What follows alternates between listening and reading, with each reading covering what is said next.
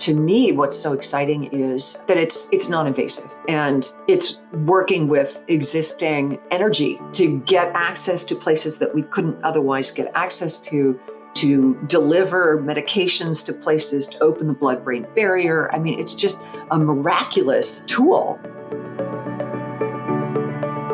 Welcome to Curing with Sound, a podcast presented by the Focus Ultrasound Foundation. I'm your host, Allison Preston Smith. Jane Metcalfe is an entrepreneur, editor, and the co-chair of the Focus Ultrasound Foundation's Council. The Council is a committed group of goodwill ambassadors that provides advice and assists with raising funds and building awareness of focused ultrasound. She currently serves as the chair of the Human Immunome Project, a global nonprofit whose mission is to build quantitative and predictive models for the human immune system. She's also the founder and CEO of Protolife, a media and events company tracking the radical changes taking place in humans as we harness advanced biological and digital tools to engineer our own biology.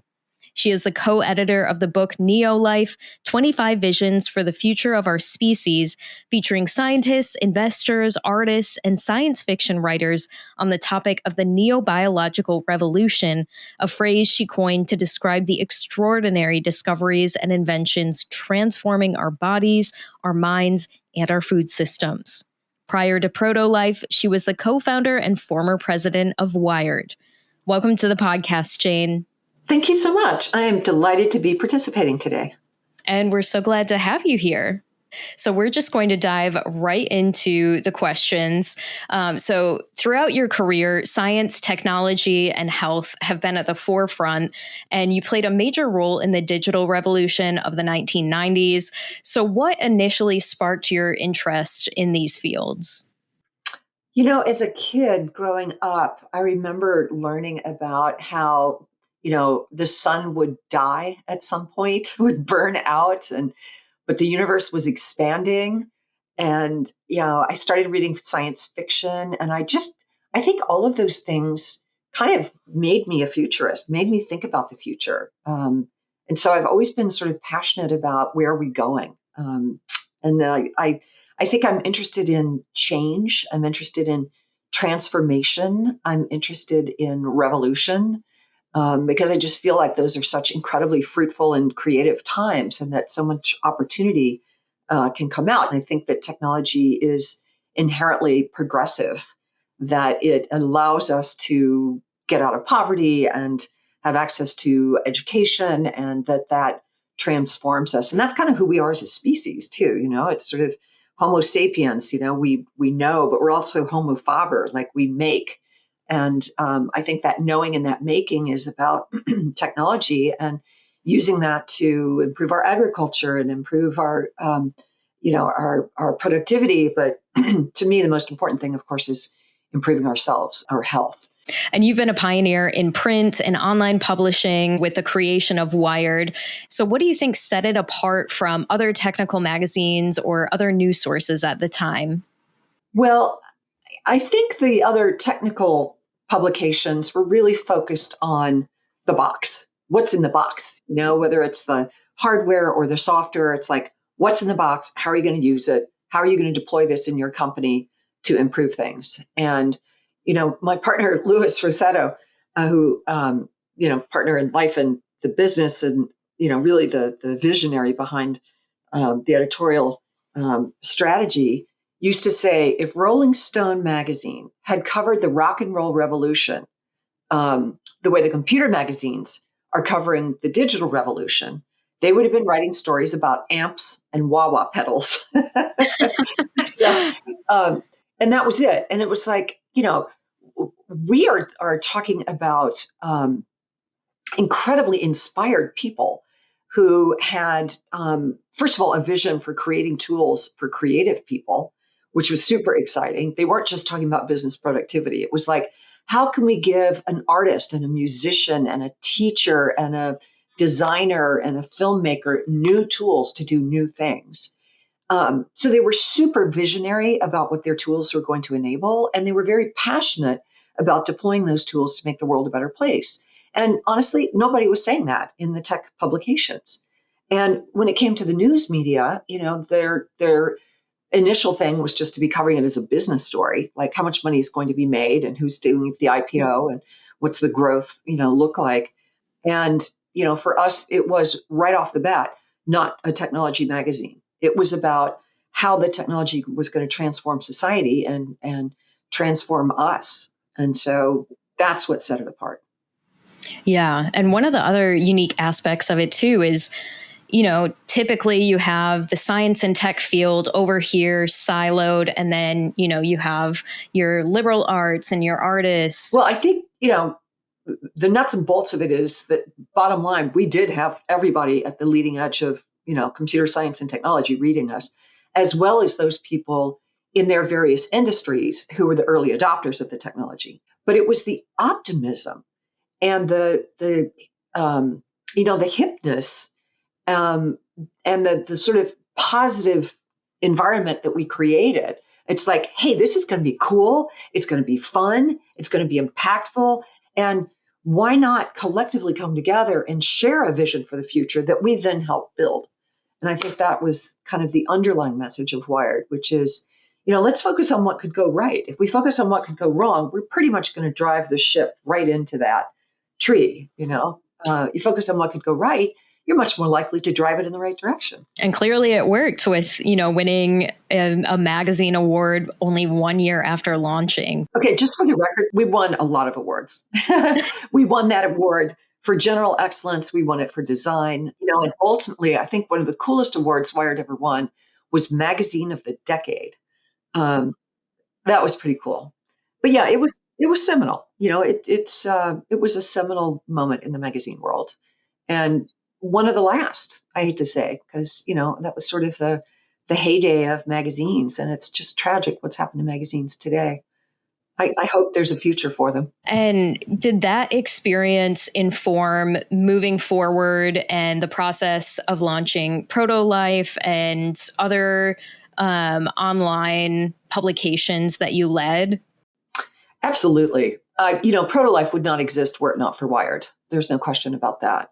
We were privileged to be at the intersection of, we called it the red hot intersection of, computers and design and networking, as that all kind of multimedia and networking, the internet, the web, all kind of just came together and exploded.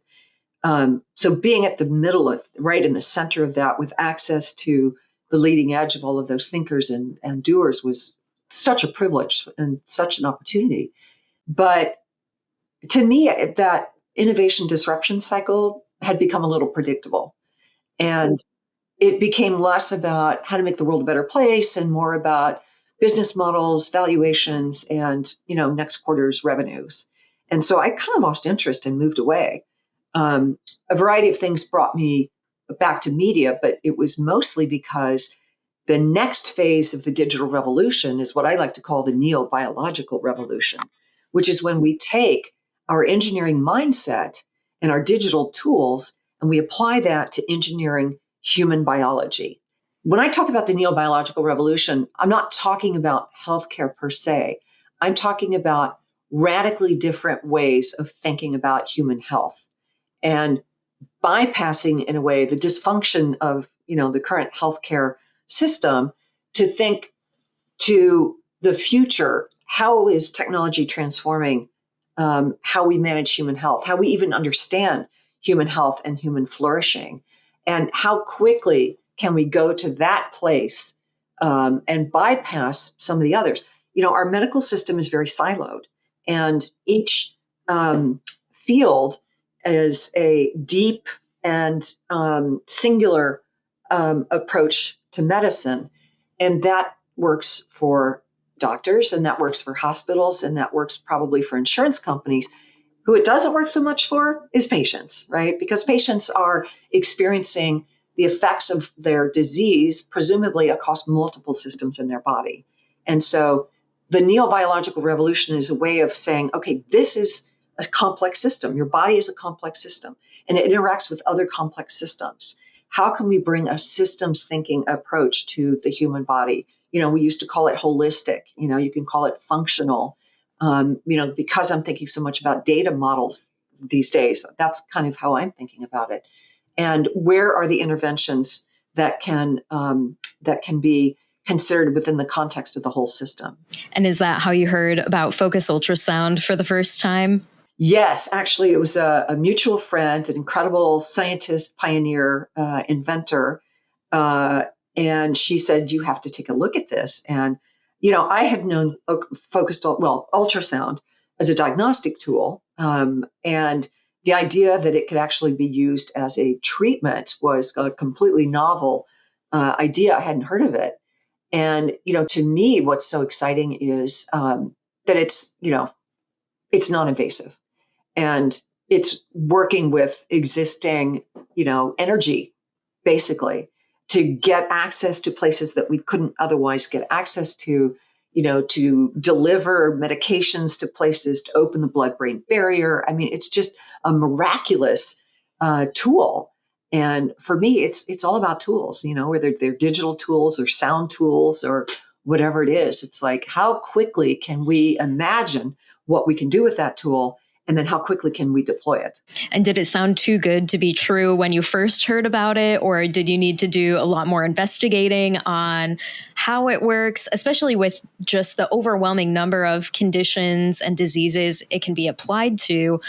Were you thinking, this sounds too good to be true? Oh, sure. Yeah. But, as in most really, truly brilliant things, there's something so simple about it and so elegant about it that it struck me as true, and so, I think it's a merging of technology and medicine, but it's also a harnessing of something that's, all around us. And so, I've been amazed at how quickly the progress is being made at, the number of researchers working on it, the breadth of applications that ultrasound can be applied to, and now we're getting to the regulatory approvals and the reimbursement. And, just from a patient standpoint, you might be able to skip chemotherapy altogether, or at least have fewer chemo treatments, there's less surgeries, and sometimes immediate results. I mean, these are things that no doctor says to you, it's like, oh, well, we figured out a way to, expose you to less pain and suffering as we try and fix you, So yeah, it's been really exciting to see the evidence that the Focused Ultrasound Foundation has been able to lay down and to track that progress. You've been an outspoken advocate of the technology, and you serve as co-chair of the Foundation Council. So can you tell us more about your role and what some of your goals are with the council? I think just building awareness of what focused ultrasound is and how it can be applied. I want this to be something that patients know to ask for, that doctors know, to offer. I want it to not be medicine's best kept secret. I like to explain it to all of my friends. It's like, oh, glioblastoma, you should ask your doctor about focused ultrasound. Epilepsy or central tremor or Parkinson's disease, ask your doctor about focused ultrasound. Prostate cancer is one of the ones where we've had great luck. Uterine fibroids, even pancreatic cancer. It's a very difficult to reach place. Can we get there with focused ultrasound? And I think the Focused Ultrasound Foundation is in a unique position for generating that awareness, encouraging people, to ask their doctor, would this work for me? And then, to help build the network of donors and supporters that can accelerate the research, accelerate the approvals, and of course, accelerate the reimbursement to the patient. So, yeah, I would really like to see the foundation continue to do its great work. And it feels like we're at a tipping point, just in the last couple of years, the just number of, CNN and CBS and, the media coverage, the awareness, the opportunities, the approvals, the reimbursements. I just, having watched it for a few years, but knowing a little more of the history, things are accelerating right now. And so, once that starts to happen, you just want to pour on more resources to just amplify the message. Right. It's definitely been exciting to see it become more of a mainstream technology that people are learning about. And in your opinion, what do you think are the most significant challenges facing the adoption of new technologies like focused ultrasound?